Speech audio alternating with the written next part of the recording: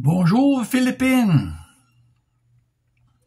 Ceci c'est Philippe Cartmel de Cebu aux Philippines.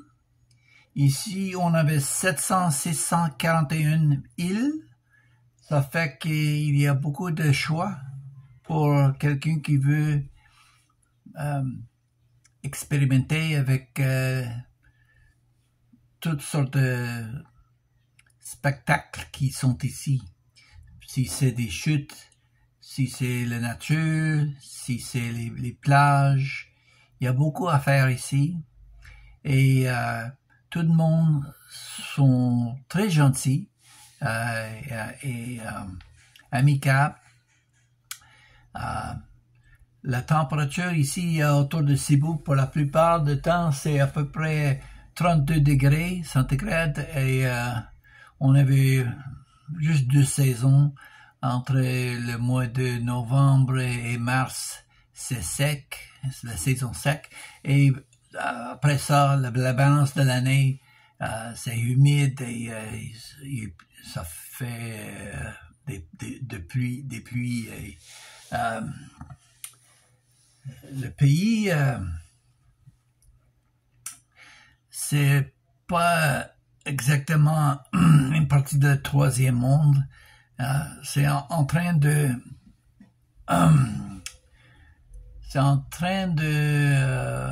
agrandir et de faire une expansion des services publics, l'infrastructure, toutes sortes de choses, les chemins autour de l'île.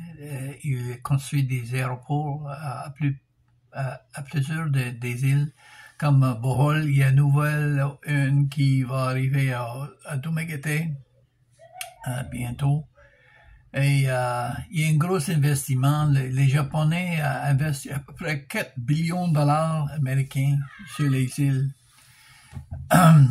Pour la plupart de la Philippine, ils sont pas très âgés et la moitié des citoyens ici sont en moins que 30 ans et ils sont éduqués. Il y avait plusieurs collèges et universités qui le monde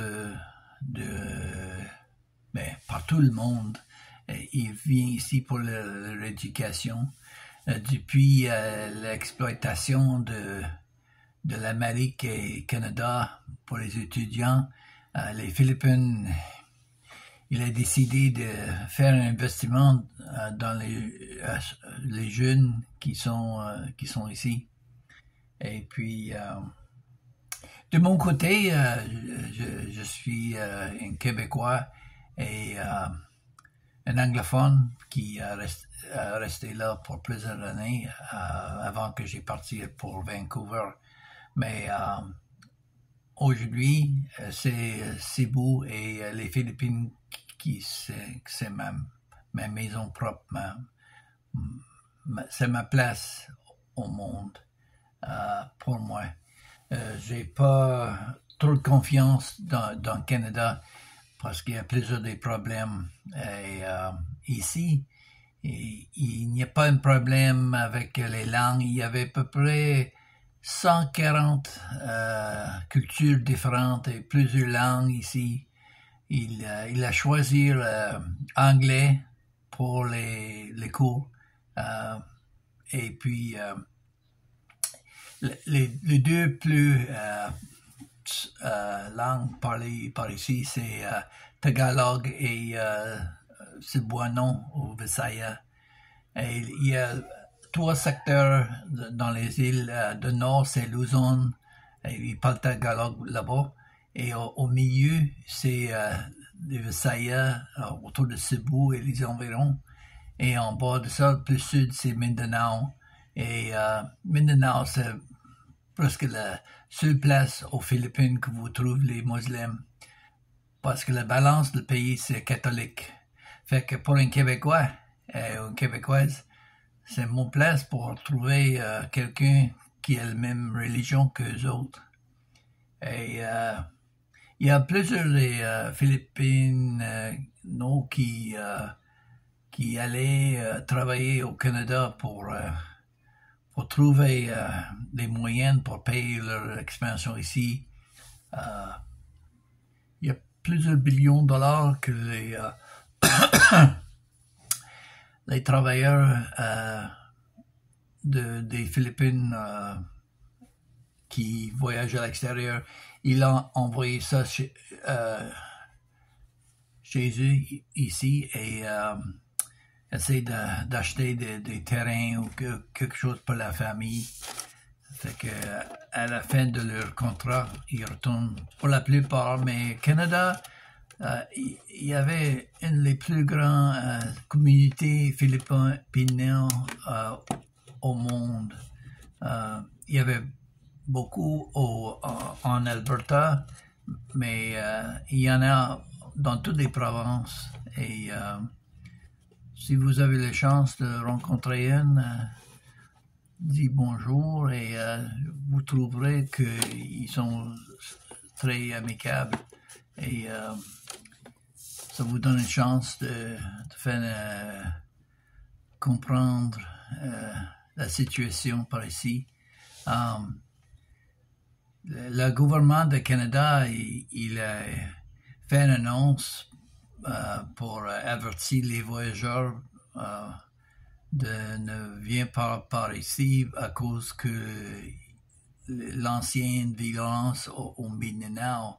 Mais de mon côté, je trouve que c'est irresponsable de le gouvernement canadien parce que il y avait 2 Canadiens qui sont kidnappés et tués par le MALF ou Al-Shabaab.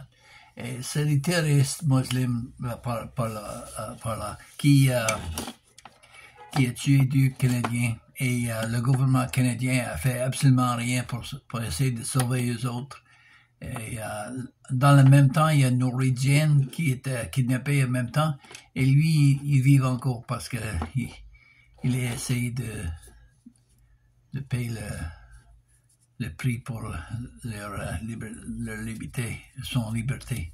Fait que, excuse parce que ça fait longtemps que j'ai pas parlé français et je suis un anglophone et j'ai oublié beaucoup.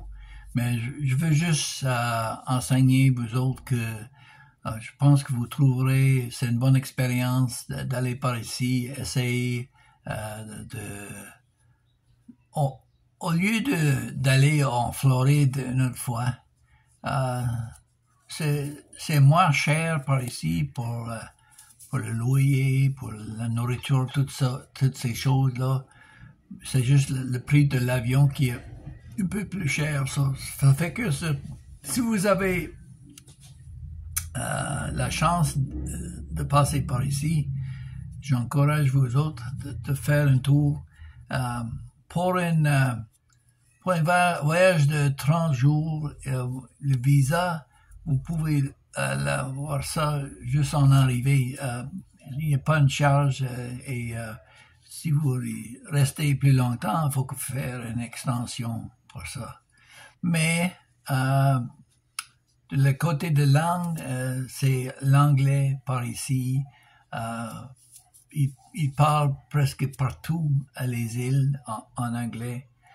Si vous trouvez que c'est pas ton goût, vous pouvez acheter un billet d'avion et passer au Vietnam, c'est pas loin, et faire un week-end là-bas pour donner un peu de temps en parlant de français. Mais par ici, ils parlent plus de langues, mais la langue principale pour les lois, c'est l'anglais. Fait que je pense que c'est tout pour aujourd'hui, mais je veux juste dire bonjour et bon voyage. Salut, bye bye.